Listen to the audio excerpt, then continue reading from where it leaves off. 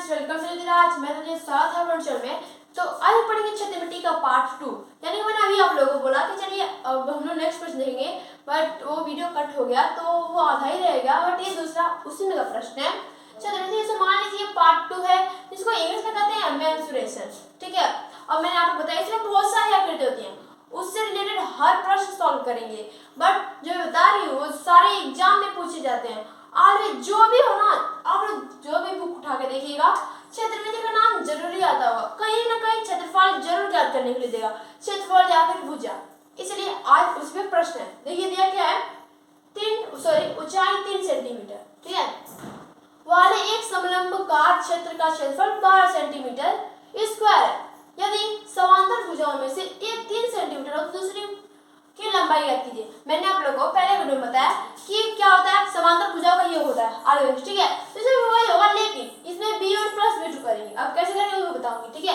ये क्या है, इसका मैं फार्मूला बताऊंगी। तो इसमें क्या क्या है, क्षेत्रफल दे दिया है, पहले तो हर प्रश्न में क्षेत्रफल पूछा जाता है ना, बट इसमें क्या क्या है, इसमें इसने क्षेत्रफल ही घुसेड़ दिया है, यानी क्षेत्रफल को दे दिया है। पूछ क्या रहा है, लंबाई। अब एक लंबाई दिया है, इसी को मान लीजिए, और एक पूछ रहा है, ठीक है, तो इसको आप सॉल्व करेंगे।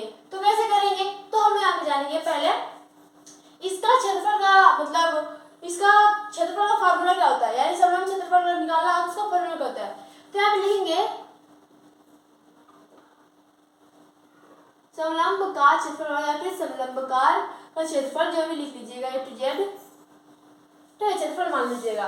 तो होता क्या है, 1/2 b1 प्लस b2। अब सोचो b1 प्लस b2 क्या है, तो जो समलंब चित्र होता है ना, उसका एक ऊपरली वाला भाग b1 मान लीजिए और निचले वाला b2 मान लीजिए, कोई भी मान लीजिए, ठीक है, यानी b1 b प्लस 2 वही होता है। यानी इसको लिख भी सकते हैं समांतर भुजाओं का योग, कुछ भी लिख सकते हैं, बट यहाँ पे ये फार्मूला बहुत अच्छी तरह से काम करेगा, ठीक है।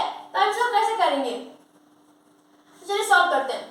क्षेत्रफल पहले दे दिए, तो यहाँ पे लिखेंगे समलंब का क्षेत्रफल दिया क्या है, 12 सेंटीमीटर से 12 लिखेंगे।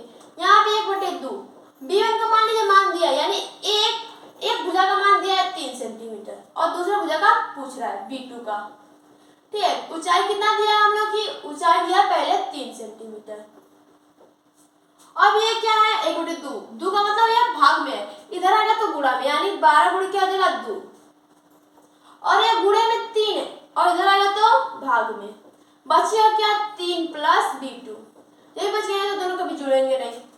और 3 से कितने के बारे में कटेगा, 3 चौके 12, 4 दोनों कितना हो गया 8, बराबर यहाँ पे कितना बचा, बराबर यहाँ पे कितना बचा 3 प्लस क्या बचा b2।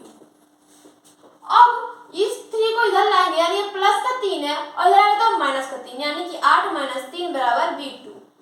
या फिर इसको इधर भी लिख सकते हैं b2, जब घटाएंगे 8 में से 3 तो कितना हो जाएगा 5, यानी कि एक भुजा क्या है 5 सेंटीमीटर, एक भुजा क्या है 5 सेंटीमीटर, और दूसरी भुजा क्या थी हम लोग की, तो 3 सेंटीमीटर, ठीक है। तो समझ में आप लोगों की बात, तो हम लोग आंसर क्या है, करेक्ट है। और मान लीजिए आपको आंसर मिला तो क्या करेंगे, बात है ना, आंसर मिलाने के लिए क्या करेंगे, आप यहाँ पे आंसर मिलाने देखिए फार्मूला है, उसमें रखेंगे हम लोग, आने के चाहिए क्षेत्रफल इतना आना चाहिए 12 सेंटीमीटर, करेक्ट आ गया, तो यानी करेक्ट आंसर हम लोग सही है, बिल्कुल सही है।